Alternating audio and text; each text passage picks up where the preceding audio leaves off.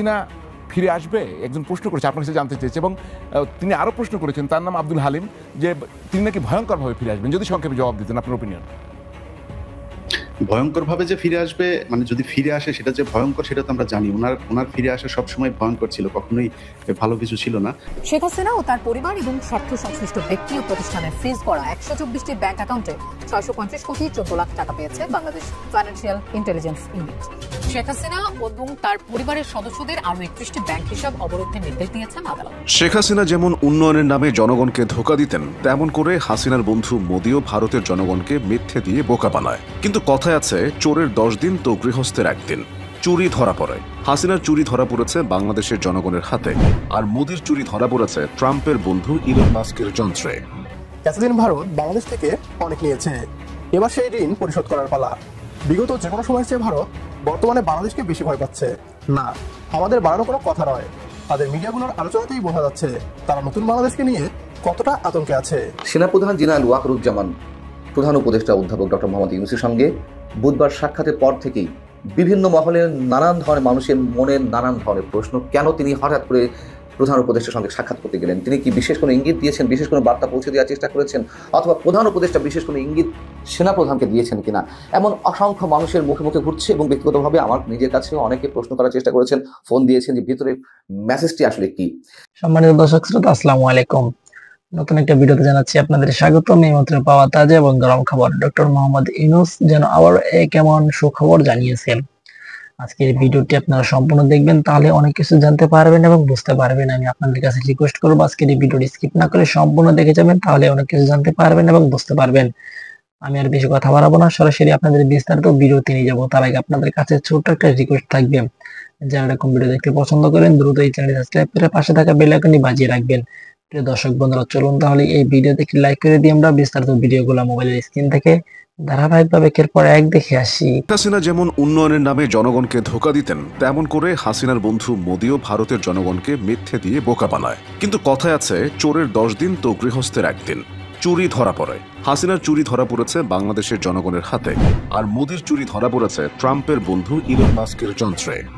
ট্রাম্পের সাথে সম্পর্ক ভালো করার তাগিদে ট্রাম্পের জিগিরি দোস্ত ইলন মাস্কের কোম্পানির কাছ থেকে মোদি নিয়েছে এআই চ্যাটবট গ্রোক 3। এরপর থেকে ফ্রুটিকা খাওয়ার অবস্থা। ইলন মাস্কের এআই চ্যাটবট গ্রোক 3 যেন সব খুলে দিচ্ছে, করছে একের পর এক গোপন তথ্য ফাঁস। আর তা নিয়ে মহা অস্বস্তিতে মোদি সরকার। হয়েছে বিজেপি আরএসএস এর রাতের ঘুম উধাও। বিজেপি বলছে মোদি ভারতের প্রধান নেতা, আর ইলন মাস্কের গ্রোক 3 এর তথ্য বলছে মোদি ভারতের সবচেয়ে বড় সাম্প্রদায়িক নেতা। বিজেপি প্রচারণা করছে মোদি উচ্চশিক্ষিত, আর গ্রোক 3 এর জবাবে বলছে মোদির শিক্ষা এক রহস্যে ঘেরা। যেমন গ্রোক 3 কে প্রশ্ন করা হয়েছিল 2024 সালের নির্বাচনের আগে অনুপ্রবেশকারী নিয়ে নরেন্দ্র মোদীর মন্তব্যের উদ্দেশ্য নিয়ে। গ্রোক 3 এর উত্তর, হিন্দু জাতীয়তাবাদ জাগাতে। এতদিন ধরে যেসব বিষয় ভারতের রাজনৈতিক বিতর্ক সৃষ্টি করেছে, সেসব প্রশ্নের পুঙ্খানুপুঙ্খ জবাব কেউ পায়নি, বরং জানার আগ্রহ প্রকাশের জন্য আদালত শাস্তির বিধান দিয়েছেন। গ্রোক 3 নির্দ্বিধায় সেসব প্রশ্নের উত্তর দিচ্ছে। মোদি ও রাহুল গান্ধীর শিক্ষাগত যোগ্যতা কি, এ নিয়ে প্রশ্নের উত্তরে গ্রোক 3 জানিয়েছে মোদির ডিগ্রি নিয়ে অনেক বছর ধরে বিতর্ক চলছে। দিল্লি বিশ্ববিদ্যালয় 2021 সালে জানিয়েছিল উনি বিএ পাস, ডিগ্রি আসল, কিন্তু রেকর্ডে গরমিল দেখা যায়। অন্য এক এক্স ব্যবহারকারীর প্রশ্নের উত্তরে গ্রোক 3 জানায় তথ্য ও গবেষণা দেখাচ্ছে মোদি ডিগ্রি দেখাতে ভয় পান। এ বিষয়ে ভারতের জনপ্রিয় ইউটিউবার ধ্রুব রাঠি গ্রোক 3 এর এক মন্তব্য প্রসঙ্গে এক্সে লিখেছেন, এত সত্যি বলতে নেই, এই সুযোগ হাতছাড়া করছেন না ভারতের বিরোধী দলের নেতারাও। কংগ্রেসের আইটি সেলের নেত্রী সুপ্রিয়া শ্রীনাথে তিনি লিখেছেন, পিএমওতে জরুরি মিটিং তলব করা হয়েছে। তাতে যোগ দিয়েছেন প্রধানমন্ত্রী, স্বরাষ্ট্রমন্ত্রী, তথ্যমন্ত্রী, পররাষ্ট্রমন্ত্রী ও জাতীয় নিরাপত্তা উপদেষ্টা। বিষয় গ্রোক 3 কিভাবে নিষিদ্ধ করা যায়। বিজেপি নেতাদের অভিযোগ এটা আসলে ফেক নিউজ ছড়াচ্ছে, কিন্তু গ্রোক 3 বলছে সব তথ্যই গবেষণার উপর ভিত্তি করে। কিন্তু যে তথ্যগুলো সামনে এসেছে সেগুলো চমকে দেওয়ার মতো। মোদির 10 কোটি এক্স বা টুইটার ফলোয়ারের 60% নাকি ফেক। এখন ভারতের রাজনৈতিক ভবিষ্যতের জন্য গ্রোথ 3 কিন্তু একটা বড় ঘটনা। কারণ গদি মিডিয়া তার নিয়ন্ত্রিত গণমাধ্যম এবং সামাজিক যোগাযোগ মাধ্যম ব্যবহার করে এতদিন যে অপপ্রচার চালাতো তা এখন এক মুহূর্তেই যাচাই করে নেওয়া সম্ভব হবে সাধারণ মানুষের পক্ষে, যে আসলে কোনটা সত্য আর কোনটা মিথ্যা। বিজেপিকে আসলে এর বিরুদ্ধে ব্যবস্থা নিতে পারবে, নাকি ভবিষ্যতে ইলন মাস্কই মোদি বা বিজেপির বিরুদ্ধে সবচেয়ে বড় চ্যালেঞ্জ হয়ে উঠবেন? সময় তা বলে দেবে। যে বাংলাদেশে কি শেখ হাসিনা ফিরে আসবে, একজন প্রশ্ন করেছে, আপনার কাছে জানতে চেয়েছে। এবং তিনি আরো প্রশ্ন করেছেন, তার নাম আব্দুল হালিম, যে তিনি নাকি ভয়ঙ্করভাবে ফিরে আসবেন। যদি সংক্ষেপে জবাব দিতেন আপনার ওপিনিয়ন। ভয়ঙ্করভাবে যে ফিরে আসবে, মানে যদি ফিরে আসে সেটা যে ভয়ঙ্কর সেটা তো আমরা জানি।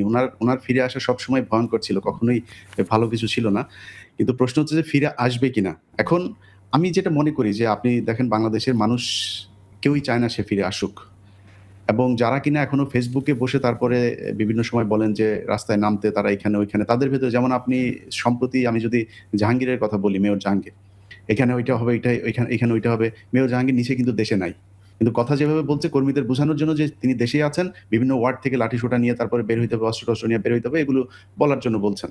তো একটা মানে গ্যাপ আছে, সেটা হচ্ছে যে ধরেন যদি নাকি দেশ যেভাবে চলছে এখন এই মুহূর্তে যেই অবস্থাটা আছে, এটা যদি নাকি খারাপ হয়, মানুষ তো সবসময় অল্টারনেটিভ কোনো একটা তো কিছুতে যাবে। এমন আমি বিশ্বাস করি, আমি কোনো দলের পক্ষ হয়ে বলছি না, আমি বিশ্বাস করি তারেক রহমানের সম্প্রতি বক্তব্য এবং তারেক রহমান সম্পর্কে আমি ব্যক্তিগতভাবে আমার যতটুকু যোগাযোগ আছে, তিনি একটা অন্যরকম চিন্তা করছেন দেশকে নিয়ে, এবং সেটা যদি করা যায় তাহলে এই দেশের ভবিষ্যৎ অনেক ভালো কিছু একটা হবে।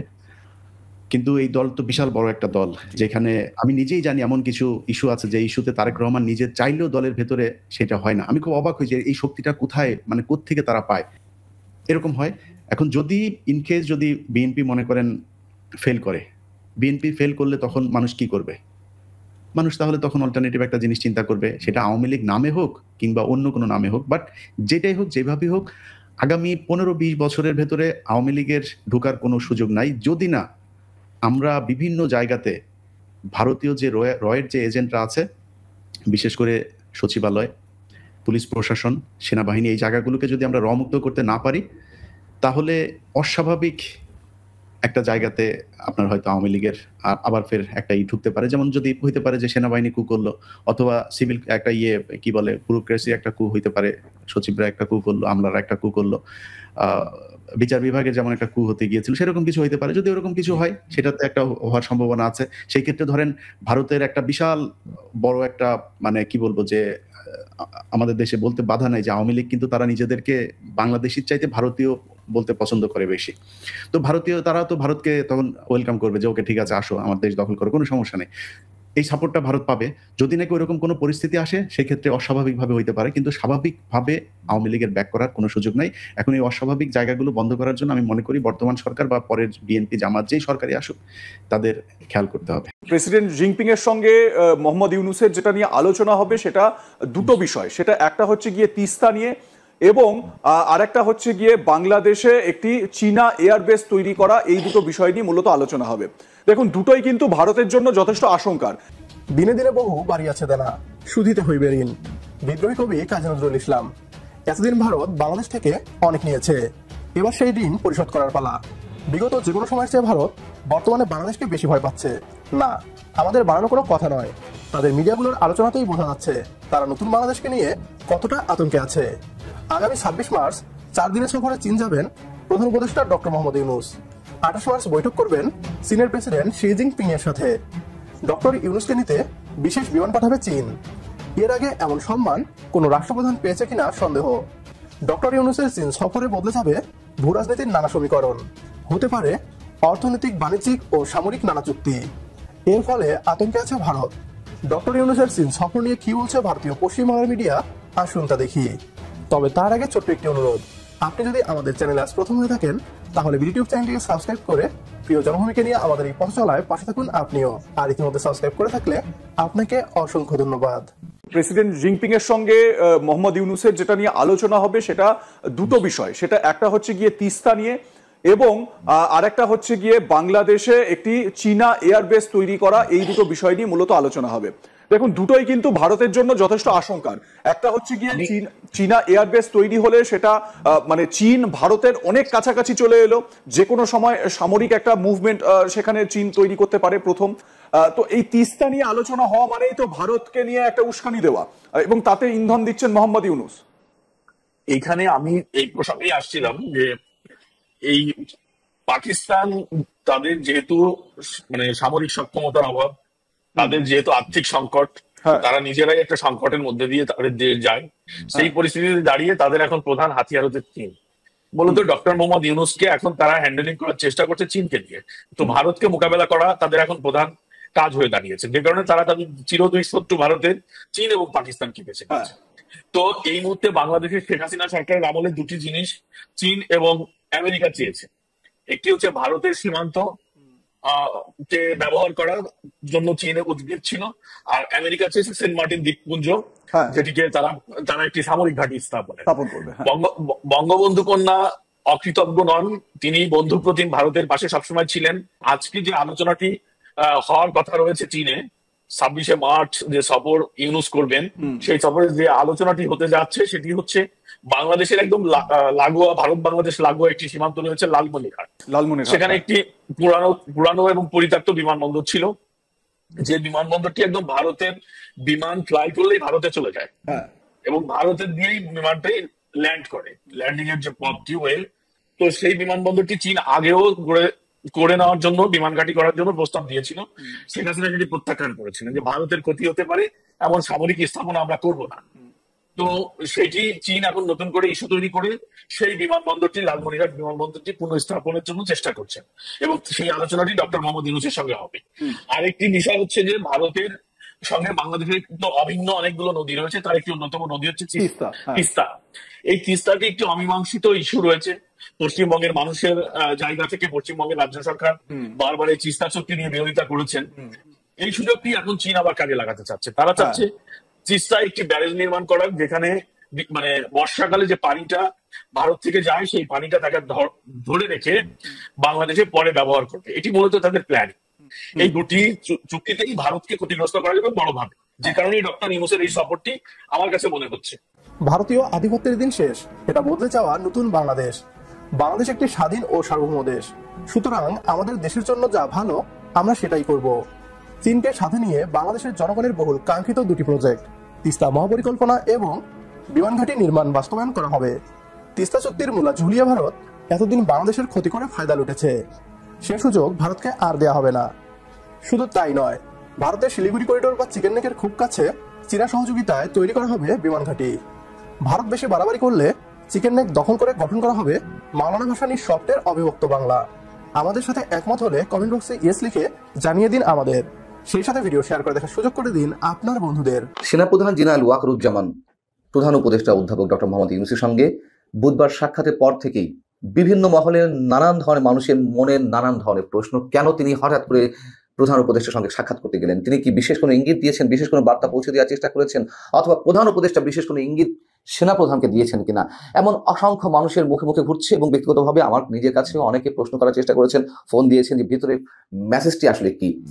দেশের বর্তমান যে সামগ্রিক পরিস্থিতি, তাতে প্রধান উপদেষ্টার সঙ্গে সেনাপ্রধানের যে সাক্ষাৎ, সেই সাক্ষাতে এমন অনেক প্রশ্ন মানুষের মুখে মুখে উঠতেই পারে, অস্বাভাবিক কিছু নয়।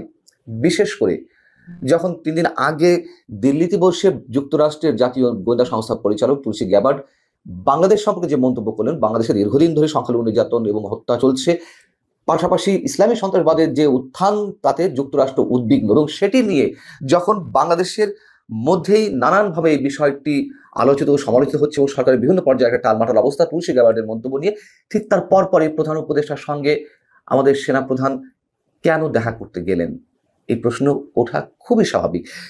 এবং আরো বেশি করে এই প্রশ্ন উঠতেই পারে 10 নভেম্বর 2024 নভেম্বরের 10 তারিখের পরে, গত প্রায় 4.5 মাসের মধ্যে এই প্রথম কোনো বৈঠক। কেন দীর্ঘ বিরোধীতে সেনাপ্রধান প্রধান উপদেষ্টার সঙ্গে দেখা করতে গেলেন? এবং এটা তো সত্য কথা, বরং নিয়মিত বৈঠকটি দুজনের মধ্যে হওয়ার কথা ছিল বা মানুষের প্রত্যাশা সেটি। তার কারণ বর্তমান যে অন্তর্বর্তীকালীন সরকার, সেটি সিভিল প্রশাসন হলেও এর পিছনে সেনাবাহিনীর একটা প্রত্যক্ষ পরোক্ষ ভূমিকা রয়েছে, এটা আমরা সবাই জানি। কিন্তু সেনাবাহিনীর বিশাল একটি ভূমিকা থাকার পরেও 5ই আগস্ট এক ধরনের দূরত্ব প্রধান উপদেষ্টার সঙ্গে গড়ে উঠেছে বা সরকারের সঙ্গে গড়ে উঠেছে সেনাবাহিনীর বা সেনা প্রধানের, এটিও আমরা সবাই জানি। বিশেষ করে নির্বাচন ইস্যুতে দূরত্ব এতটাই ঘনীভূত হয়েছে যে সরকারের বিভিন্ন উপদেষ্টা থেকে শুরু করে বৈষম্য বিরোধী আন্দোলনের যারা সামনের সারির ছাত্র সমন্বয়ক ছিলেন বা এখন যারা জাতীয় নাগরিক পার্টিতে আছেন, তারা ন্যাকেডলি নানান ধরনের মন্তব্য করছেন, যা এর আগে কখনো সেনাবাহিনী সম্পর্কে এ ধরনের মন্তব্য করতে আমরা দেখিনি। শুধু বৈষম্য বিরোধী ছাত্র আন্দোলন বা সাবেক ছাত্র সমন্বয়ক নয়, ভুইফোর বিভিন্ন ধরনের সংগঠন যেগুলো সরকারের প্রত্যক্ষ পরোক্ষ কিংবা এই যে বৈষম্য বিরোধী ছাত্র আন্দোলনের নেতৃত্বে যারা ছিলেন তাদের প্রত্যক্ষ পরোক্ষ ভূমিকায় গড়ে উঠেছে, সেই সব ভুইফোর সংগঠনের অনেক কথিত নেতাদেরও আমরা ন্যাকেডলি সেনাবাহিনীর বিরুদ্ধে কথা বলতে শুনছি। সেনাপ্রধান আসলে কি বলেছেন, কি কারণে বৈঠকটি করলেন? অনেকের মনে হতেই পারে যে গত সম্ভবত 3রা মার্চ অথবা 4ঠা মার্চ তিনি সেন্ট্রাল আফ্রিকান রিপাবলিকানে 3 দিনের সফরে গেলেন। সেখানে তিনি বিভিন্ন গুরুত্বপূর্ণ বিষয়ে বৈঠক করেছেন, দ্বিপাক্ষিক বিষয়ে, এবং সেখানে শান্তিরক্ষা মিশনে জাতিসংঘের শান্তিরক্ষা মিশনে বাংলাদেশের যে সদস্যরা কাজ করছেন তাদের কার্যক্রমও তিনি পরিদর্শন করেছেন। তিনি ফিরে এসেছেন 7 মার্চ। তো এই যে তিনি সেন্ট্রাল আফ্রিকান রিপাবলিকান সফর করে এলেন, অনেকে বলার চেষ্টা করছেন যে এই সফরের পর কিছু একটা বলতে হয়, ফর্মালিটিস মেনটেন করতে হয়, সেই জায়গা থেকে তিনি প্রধান উপদেষ্টার সঙ্গে বৈঠক করেছেন। কিন্তু তারপরেও তো 13-14 দিন হয়ে গেল 7 মার্চের পর থেকে, এত দেরিতেও বা কেন? বাস্তবতা হচ্ছে ভিতরে কি ঘটেছে আমরা নিশ্চিত করে বলতে পারি না, কি ধরনের বৈঠক হয়েছে, কি বিষয়ে হয়েছে। তবে বৈঠকটি নিশ্চয়ই সিগনিফিকেন্ট।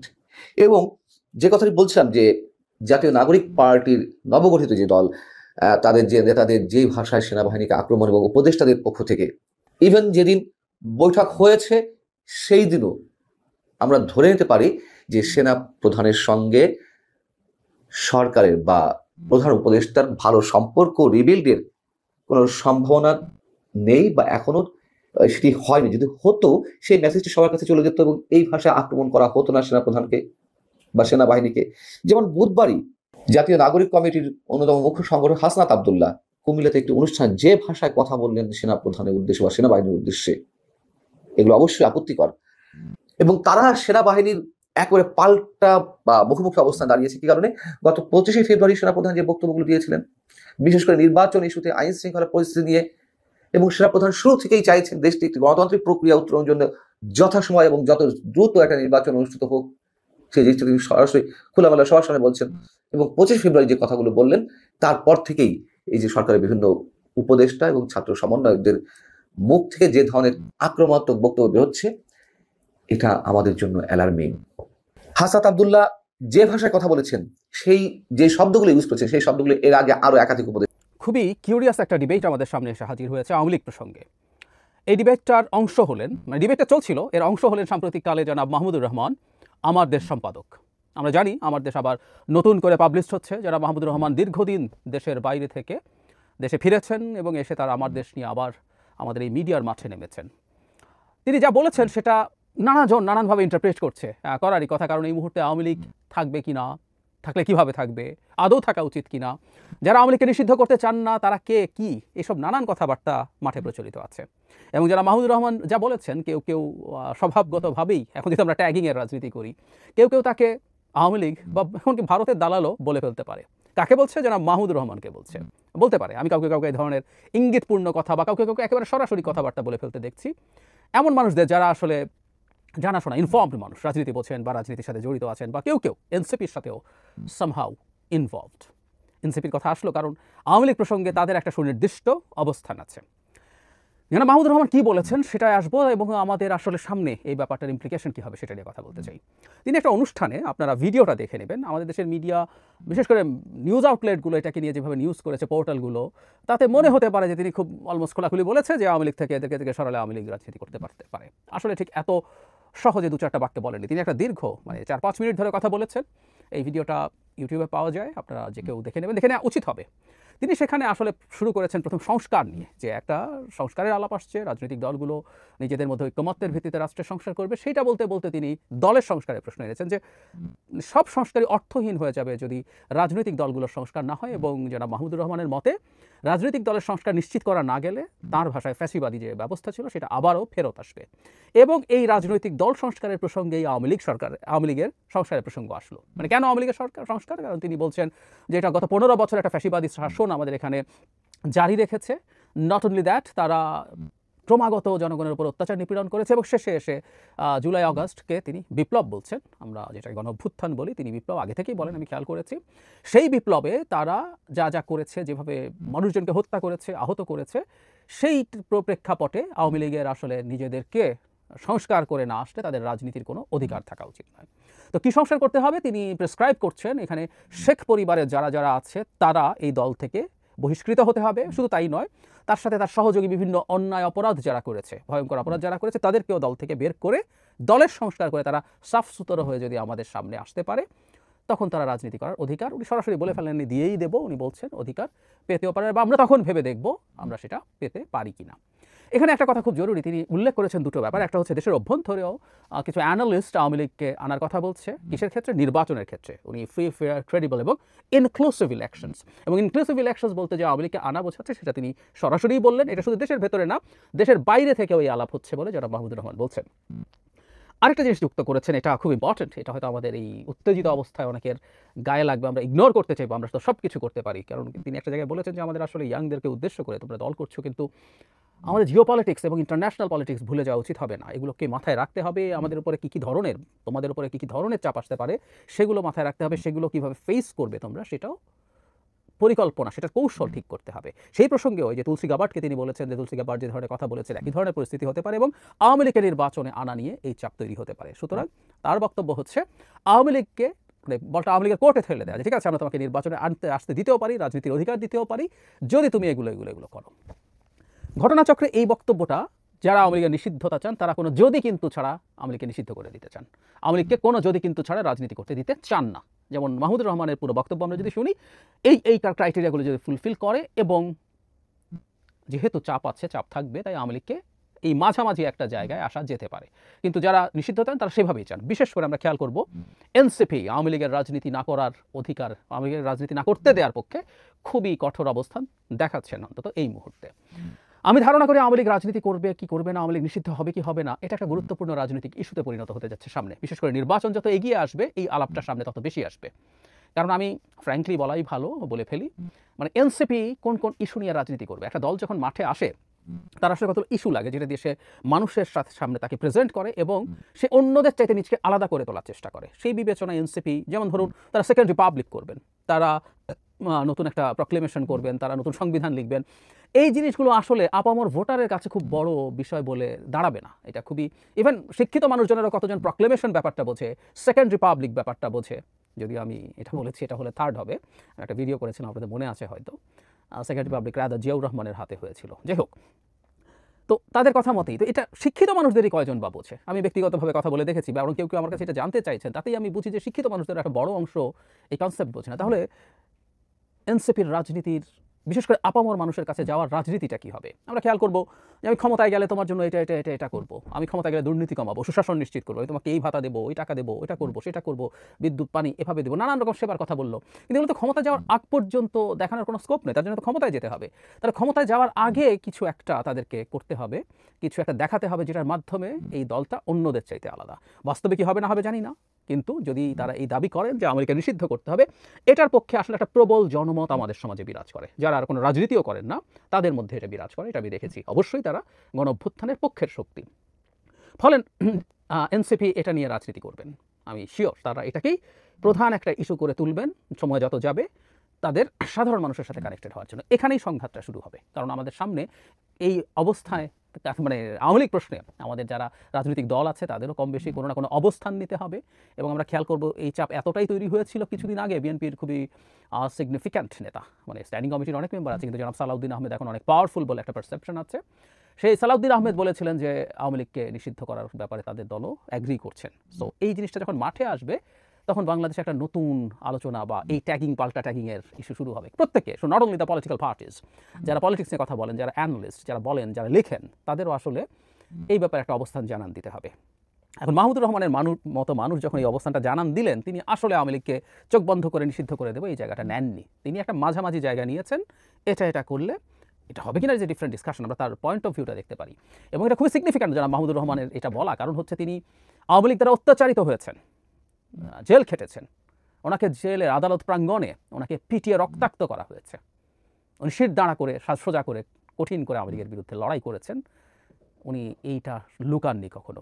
উনি ভারতের হেজিমনির বিরুদ্ধে খুব সিরিয়াস কথা বলেছেন। যদিও আমাদের সামনে কিছুদিন আগে একটা ভিডিও এসছে যেখানে বিএনপির সময় তিনি যখন সরকারের অংশ ছিলেন তখন তিনি টাটা বা ভারতীয় ইনভেস্টমেন্টের পক্ষে কীভাবে কথা বলছেন সেরকম একটা ভিডিও সামনে এসছে, আমি দেখেছি।